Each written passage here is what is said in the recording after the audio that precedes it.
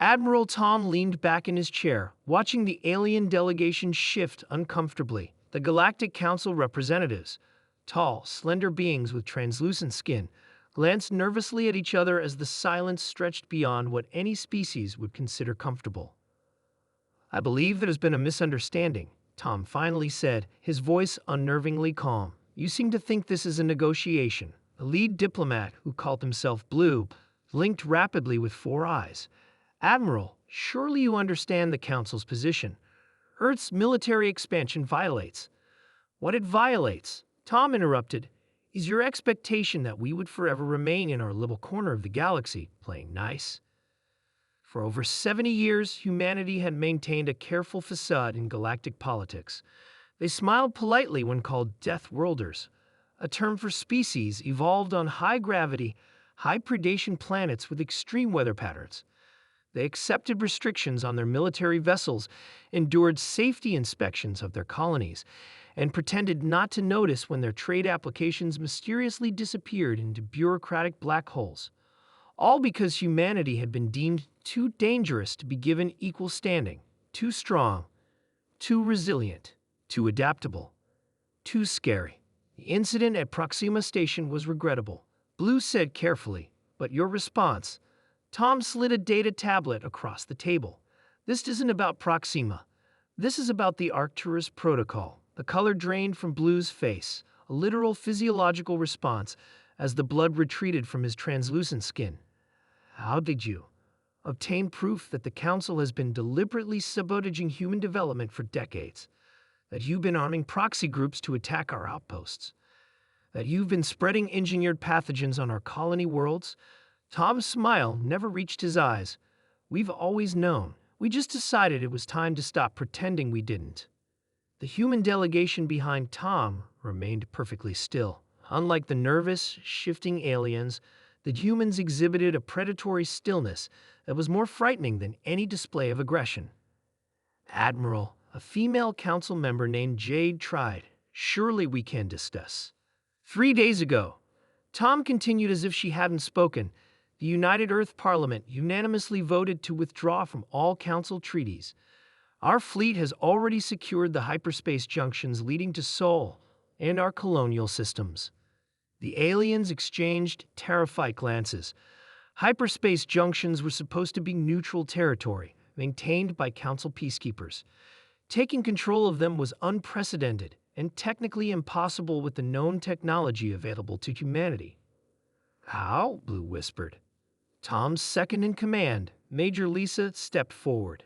"You made a fundamental error in your assessment of humans. You thought our danger came from our physical capabilities, our strength, our endurance, our ability to survive environments that would kill your species." She lifted her hand, and a holographic display appeared, showing the rapid advancement of human technology over the past decades, advancements the Council thought they had successfully suppressed. But our real advantage was never physical, it was psychological. Lisa's voice remained conversational, almost friendly. "We're pattern seekers, problem solvers, and we're very, very patient." Tom nodded. "For 70 years, we've been studying you, learning your weaknesses, building technology you never suspected, training soldiers you never saw, and waiting for the right moment." The Council representatives looked around the conference room with new eyes, suddenly seeing the trap they'd walked into. This wasn't a diplomatic vessel. This was a warship, disguised as a civilian transport. "What do you want?" Blue finally asked, his voice barely audible. Tom stood, prompting the Council members to flinch collectively. Recognition, respect, reparations. He counted off on his fingers. And most importantly, a complete restructuring of the Council to eliminate species-based discrimination. "Impossible," Jade protested. "The founding species would never." "That's where you're mistaken," Tom said softly.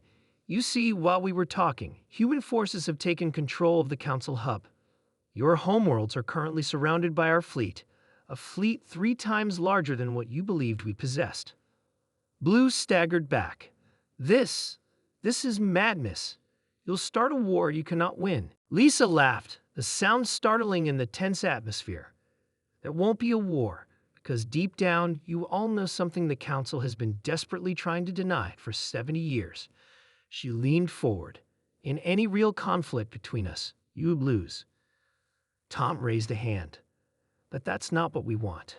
Contrary to your propaganda, humans aren't naturally aggressive. We're protective, territorial when threatened, but we prefer cooperation. He gestured to a display showing human ships taking position around key Council worlds, not attacking, just present, untouchable. So here's what's going to happen. You're going to return to the Council with our terms, new treaties, equal representation, and a very, very public apology for the Arcturus Protocol. Blue stared at the display, then back at Tom. And if we refuse? Tom's expression didn't change, but something shifted in his eyes, something ancient and predatory. Then we stopped pretending to be civilized altogether. The meeting concluded shortly after. As the Council representatives were escorted back to their shuttle, Major Lisa joined Admiral Tom at the viewport. "Do you think they'll agree?" she asked. Tom watched the alien ship depart. "They will. They've built their entire society around avoiding conflict, around using rules and regulations to control species they fear. And now they fear us more than ever." "No," Tom corrected her. "Now they respect us. Fear without respect led them to try to contain us. Respect will lead to real cooperation." Lisa nodded slowly. "So we're not actually going to war?" "Of course not." Tom turned away from the viewport. "We just needed to show them that we could. That's the thing about Deathworlders. We don't want to fight. We just won't be left alone." But when pushed, he left the thought unfinished as he began issuing orders to the fleet. The day humans stopped pretending to be kind was the day the galaxy finally understood them, not as monsters to be feared, but as equals to be respected. Sometimes the most peaceful path forward required showing your teeth.